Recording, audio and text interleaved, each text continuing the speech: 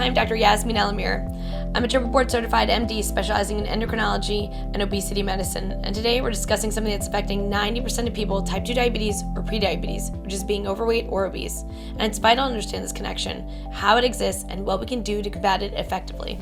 Hello, friends. Welcome back. Welcome to the Vitality Prescription. Today, we're taking a deep dive into a crucial health topic that affects millions worldwide, and that's the connection between obesity and insulin resistance and diabetics. See, with over 90% of people with type 2 diabetes being overweight or obese, it's vital to understand why this connection exists and what we can do to combat it effectively. So today, I wanted to really dive into this topic because I think there's a lot of talk about, why we care about our weight, right? And so for superficial reasons, I think it's silly. I think that, industry has really made it that people want to be as skinny as possible, and that's not necessarily healthy, right? We know we need fat for our hormones to work and things like this. But when it gets excessive, it does absolutely increase our risk for things like diabetes, which we know increases our mortality, right? And so unfortunately, I wanted, especially when the Haze movement came out, I really wanted to be into it, healthy at every size, really wanted to be into it. But if you are a diabetic or pre-diabetic, like myself, or someone who suffers from PCOS like myself, unfortunately, it's all actually connected, right? And they both cause and affect each other. And sometimes, we have to understand that relationship to be able to fix both of the things that are affecting us. And so diabetes and obesity lead to inflammation, causes a whole slew of health problems, and we can go into that in another talk. But today, all I want to do is really discuss that connection between the two and what we can do about it. So I'm bringing that up today because the reality is only 5% of people who are suffering from obesity are metabolically normal, meaning on their lab work, everything is looking nice, okay? So it is something I do think that's important to discuss on the Vitality Prescription today. So, what I want you to think about when it comes to understanding diabetes, right? And understanding insulin, okay? When you have like a key, right? And you have to open the door with that key, right? That's insulin in a healthy body, right? If it's perfectly into a lock, it opens the door and glucose is allowed to enter the cell, okay? And when we have insulin resistance, right? And when the door is not unlocking and the glucose, is not getting into that cell, what's going to happen? The sugar is going to go up into the bloodstream. But why does this happen particularly if you're obese, right? So in this episode, we're going to unravel the mystery behind this. I'm going to particularly, explore the biological mechanisms linking obesity and diabetes and discuss effective strategies to manage and reverse these effects. So by the end, you'll have a very clear understanding of how to take proactive steps to doing this for your health. It's actually a big reason why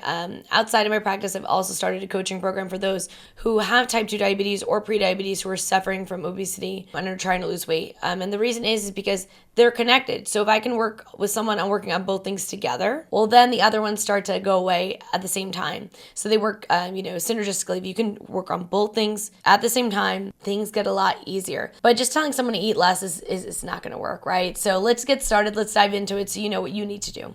So, like I said, insulin resistance is when our body's cells become less responsive to the insulin, okay? And as a result, our glucose starts to go up. And so our pancreas has to produce more and more insulin to compensate for our body not listening to our own insulin that we were making. But over time, this can lead to elevated insulin levels. And eventually, the beta cells in the pancreas become overworked and they start to fail. So insulin, it's a hormone, it's produced in the pancreas, and its primary role is really just to get glucose into the cells from the bloodstream. But when you eat things like carbohydrates, right, and they break down into glucose, and that enters the bloodstream, insulin is the only thing we have available to get that into the cell, right? So, and that's where it's actually used for energy. In a person with insulin resistance, cells don't respond well to insulin, and they can't easily uptake the glucose from the blood.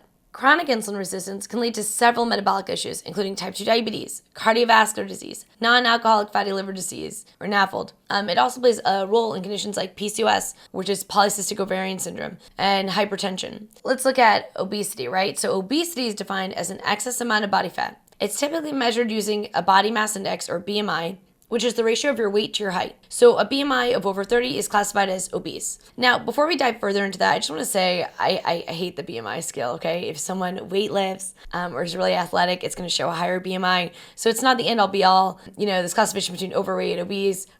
I don't want to even go in there, but it's just like, a generalization, okay? This is how it's defined. And it's how insurance companies decide who gets certain medications, so it's good to know. Additionally, so things like your waist circumference, right, is another measure. So waist over 40 inches in men, 35 inches in women indicates central obesity, which is particularly harmful. So when you look at this connection, right, between the two, diabetes and obesity, the research has consistently shown a strong correlation between obesity and insulin resistance, and approximately 90% of those with type 2 diabetes are overweight or obese. okay, by one of those definitions. And that excess fat, especially around the abdomen, plays a significant role in how the body responds to insulin. So I want you to imagine, kind of like a flowchart where obesity leads to increased fat cells, right? And those fat cells, they release pro-inflammatory cytokines and free fatty acids. And those are the things that are actually interfering with our insulin signaling pathways, resulting in insulin resistance. So the fat's not there to like be cute and give us a little extra booty, okay? It's directly, right, releasing these pro-inflammatory cytokines. And we talk about inflammation so much on this podcast, but it's true. It releases these pro-inflammatory cytokines, and that is completely interfering with our signaling pathways. So there's several studies demonstrating that body fat increases, so does the insulin resistance. So example, visceral fat, right? A study in the Journal of Clinical Endocrinology and Metabolism by Depressedal. I think it's Depressedal, but I am just, not a linguist. It's a very French name, and I'm saying it completely wrong. I'm from Jersey. I lack. A very smart man in 2012 published in the Journal of Clinical Endocrinology and Metabolism.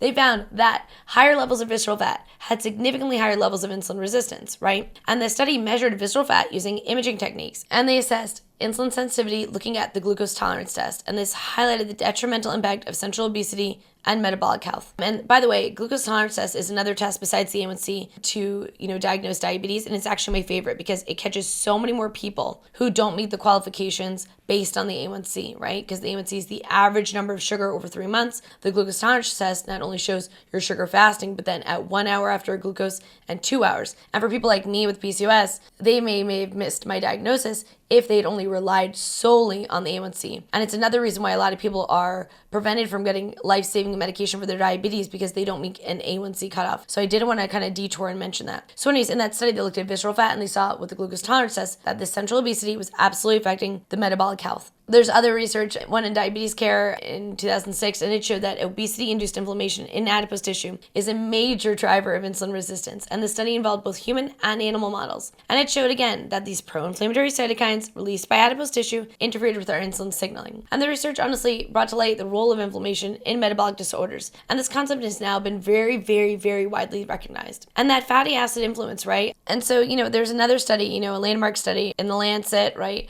And they looked at increased levels of free fatty acids in obese individuals and how that impaired insulin signaling. And the study, involved, controlled infusions of free fatty acids in healthy subjects, which decreased the insulin sensitivity. And it was one of the first research studies to really show the direct link of free fatty acids to insulin resistance and showing how that's, impacting our biochemical pathways. So basically, the big thing you need to understand here is that obesity is much more than excess body weight. It disrupts our hormone balance. It's inflammatory and it leads to direct insulin resistance. And when you understand that, right, you understand it's going to be crucial to help prevent or start to reverse the insulin resistance in your diabetes. So the next thing I want to talk about is, a little bit more of the mechanisms at play. So I keep saying inflammation, right? These free fatty acids creating inflammation. But, which inflammatory markers are we talking about, right? So, example, in fat cells, they release things like TNF alpha and IL-6. And these are cytokines specifically that create a chronic low-grade inflammation, and this disrupts our insulin signaling. So there's multiple studies showing TNF alpha directly interfering with insulin signaling and reducing glucose uptake in the cells. The research has been critical to show the link basically between inflammation and metabolic disease. It's why I'm so passionate about an anti-inflammatory diet. It's the reason we wrote a book on it, because even if you're not a diabetic, by decreasing inflammation, right, you're going to decrease your risk for developing this disease. And if you can do prevention, that's even better. But if not, to reverse it, you're going to have to reduce the inflammation. One thing, when we consume more calories than we burn, right, that excess calorie, right, it's stored as fat, okay?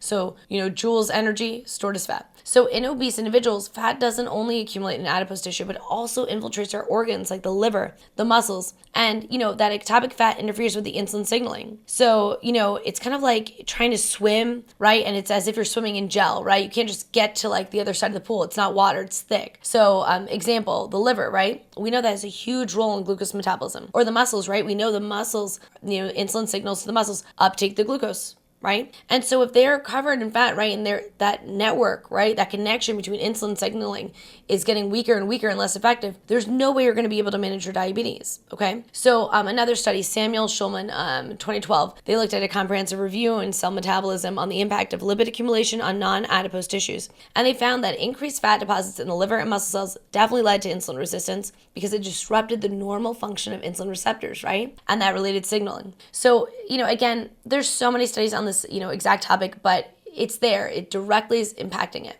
The other thing I want to talk about is how adipose tissue secretes hormones like leptin and resistin. And in obesity, leptin levels are elevated, which normally would signal the brain to reduce your appetite. However, obese individuals often develop leptin resistance, very similar to insulin resistance, okay? And so basically you have leptin, lots of it, but it's not working. And on the other hand, it increases something called resistin, which directly impairs insulin action. So you're having leptin that's not working, so you're not satiated, and then you're gonna have something resistant, which is gonna directly impact your insulin action. So another study in Nature, by Stepan et al. In 2001, they looked at the role of resistin in obesity and diabetes. And the researchers found that resistin impairs glucose uptake by the cells, it contributes to insulin resistance, and the study was very significant because it identified resistin as a crucial link between obesity and diabetes. And again, talking about that excess adipose tissue released high levels of free fatty acids into our bloodstream. Well, these free fatty acids interfering with our pathways, right? They inhibited the insulin receptor, and that is making our insulin resistance worse. So the other thing I want to look at is, how this is causing, increased insulin requirements. Because if you're insulin resistant, you need more insulin to achieve the same effect of lowering the blood sugar levels. So that increased demand puts a significant strain on the pancreas. And so over time, right,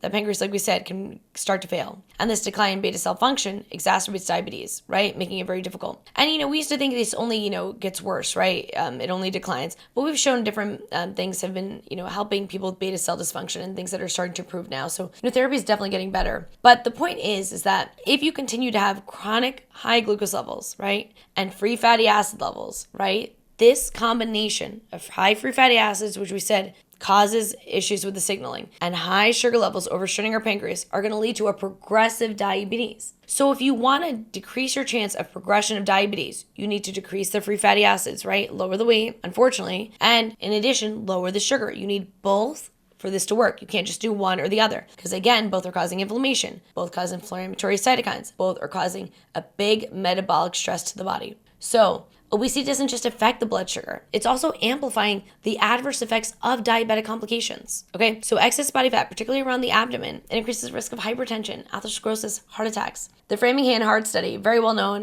they looked at 5,000 individuals up to 44 years, and they looked at the impact of obesity on cardiovascular health, right? And they saw that individuals suffering from obesity had a significantly higher, risk of cardiovascular events like coronary artery disease, heart failure, compared to their non-obese counterparts. And this landmark study has been instrumental in understanding cardiovascular risk associated with obesity. The other thing is that obesity, causes worsened nerve damage, right? Leading to pain, numbness, and mobility issues. So again, we already know diabetes causes heart attacks, right? We know it causes neuropathy. And then you have obesity compounding that. So not only is it making the situation worse to begin with, but the complications are worse. Now, and there's been multiple studies, right, looking at neuropathy, severity between obesity and non-obese individuals. And they show, just this higher severe neuropathy, which unfortunately makes it that it's harder to move when you have diabetes. And if you can't move, good luck uptaking the glucose in the muscle. And again, we know diabetes causes high blood sugar levels combined with hypertension can increase retinopathy, right? And eye disease that can lead to blindness. They had a nice Wisconsin epidemiological study, diabetic retinopathy, and they looked at 1,000 diabetic patients over 25 years to look at the impact of obesity on this. Okay, and that study showed a higher prevalence of retinopathy, a more severe disease progression compared to non-obese patients.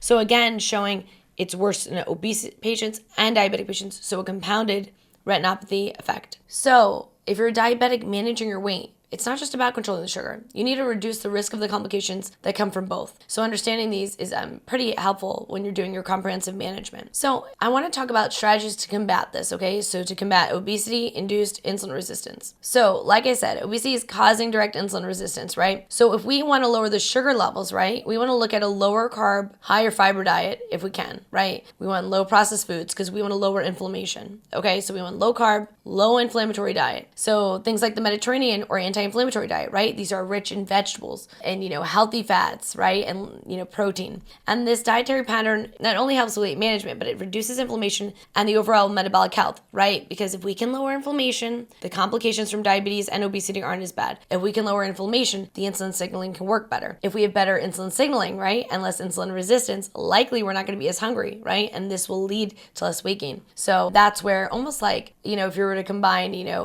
plant-based and keto in one, I kind of think think of Mediterranean, right? Because it's those proteins, a lot of good plants, and they're in this low inflammatory diet, right? So, and this has been really well studied. A study by Ustrich et al., 2013. It involved over 7,000 participants with high cardiovascular risk, and they were assigned either the Mediterranean diet, supplemented either with extra virgin olive oil or nuts, or a low-fat diet, which was like kind of the big thing, back in the 80s. My mom's generation, they were screwed from the start. I always feel bad. My mom was in that generation where everyone was told to do a low-fat diet. But anyway, the study showed when they looked at these two groups, the results showed a significant reduction in the incidence of major cardiovascular events among those with the Mediterranean diet, showing its benefit in health. So I think we have to get over our fear of fat. Fat is not going to be the issue. And remember, don't need insulin to metabolize fat, right? You need it for the carbs the most, a little bit for the protein. So not only is that kind of diet going to help us, right, with lowering inflammation, but we're going to be able to deal with a lot less insulin. And the lower the insulin, the less insulin resistance. So another thing I want you to focus on is exercise. We have a whole podcast episode on exercising for diabetics. It's a huge, powerful tool for you. Remember, when you secrete insulin, that insulin is going to have the glucose go 3 places, more than 3 places, but generally, right, the glucose is either going to go into the muscles, the liver, the fat. So when you're a diabetic, regular physical activity means the muscles are using the glucose more efficiently, right? And we're going to aim for a combination of things like aerobic exercise and resistance training, because even honestly, moderate activities like a brisk walk, 30 minutes a day have huge effects, okay? And there's a lot of studies on this. We have a whole episode on that, so I won't dive too deep into that this episode. Now, for some, for whatever reason, right, I want to say there's no shame in medication, okay? Certain medications like metformin, right, can enhance insulin sensitivity. And those who are dealing with obesity, the GLP-1 agonists that are on the market, they're fantastic for this, okay? They absolutely increase, your insulin sensitivity, and they really decrease your appetite. So they're going to be targeting your weight and sugar at the same time. For patients, who are suffering from insulin resistance, a lot of times they're a no-brainer if they can't do it on their own first. See, the first thing is always, obviously, lifestyle changes, right? And too often, we're handed a script very quickly. And that's why I do have my coaching program, is just for that reason alone. But also, if used correctly with someone who has a lot of experience, these GLP-1 agonists, if you're coached through exactly how to use it and the skills to get the most out of it, you really can lower the weight and sugar dramatically, even more than the A1C that it advertises. So most of the GLPs, they'll advertise that they lower the A1C 1.5 to 1.8 points, right, depending on the brand. But the reality is that I've seen people lower the A1C 10 points with that medication. And it's because if you combine the lifestyle, right, the number one thing you should do as a diabetic is lifestyle, right? With that kind of low carb Mediterranean diet, right? That low carb anti-inflammatory diet, right? You can do so much. And you know what? In worst case scenarios, sometimes bariatric surgery is considered, okay? And I think there's a lot of shame about these surgeries.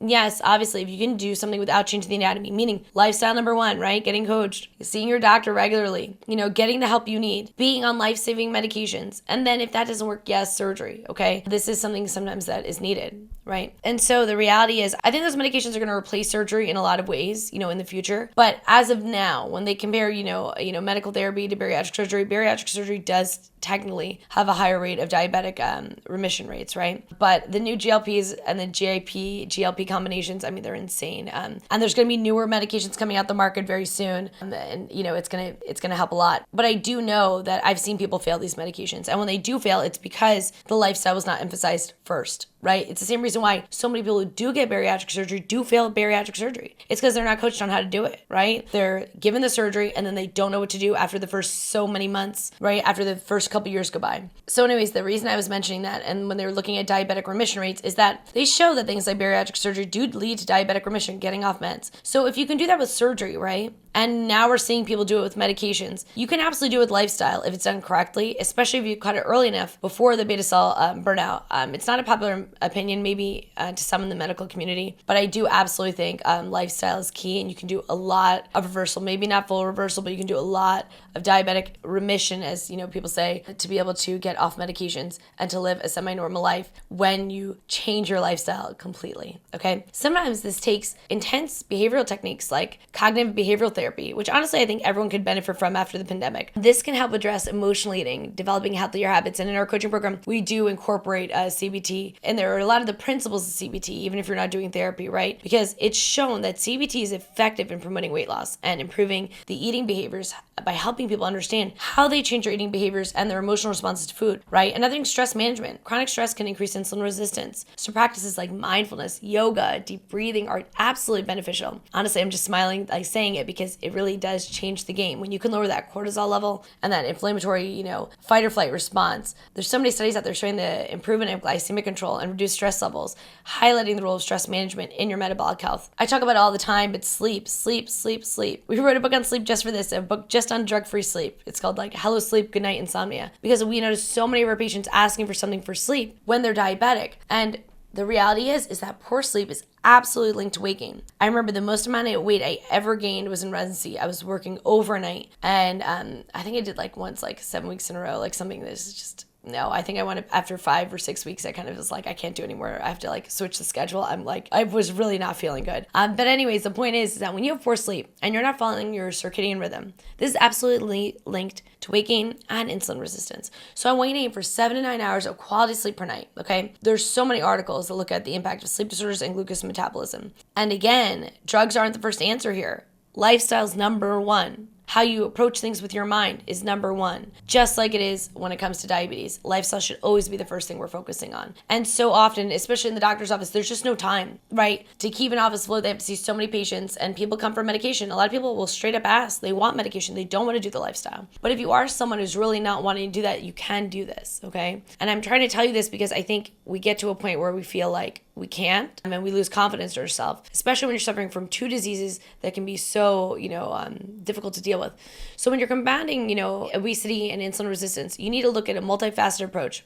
Just start with small, manageable changes in your diet and activity level. Seek support from a healthcare provider, nutritionist, fitness expert, health coach, maybe even a health coach like me who's a background, in endocrinology, right? I'm in obesity medicine. Because the reality is the more you're getting help by people who have gone through the process or know about the process, right, the better you're going to do. It's just like learning anything else. If you learn how to play a sport, you learn from a coach, right? You learn how to, do a math problem, you learn it from a teacher. You need to be taught how to do this because odds are our environment made us sick and it's affected multiple generations in your family. So once you understand this complex relationship between obesity and insulin resistance and how crucial it is to manage it for both diabetes and obesity, you're going to understand the power you have to change both. So we've explored how insulin resistance works, the role obesity plays in its development, and the biological mechanisms that cause this. We also discuss the profound impact on obesity in individuals' diabetes and the strategies to combat it. So I want you to start with small changes, and I'll see you in the next episode. Comment down below what you're going to start trying. And if you already have, tell us your story. I love inspiring stories.